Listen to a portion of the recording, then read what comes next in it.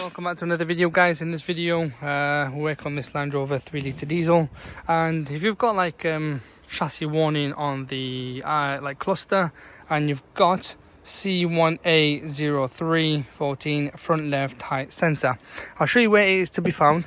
Most of these new cars, like especially when it's got xenon and whatnot, you know, good headlight technology, you'll get these sort of sensors, and sometimes it goes back to the suspension as well. However, I'll show you where that is. It is located here. This is it. It's the ride height level sensor, I think, if I'm not, does it? Front level height sensor. It is common in BM world, in the Merc world as well. That is to be found here, especially that one there. It's this here. It's not hard to change. It's just literally that bolt there. As far as I know, I could be wrong. And then there's this one here. I mean, good luck if it's rusted, because it's going to be a bit of a ball ache. The new one, get original OEM sensor, and once you get it, it's just a case of plug and play. There's nothing really to do with them, but they are known for it to go, I know that.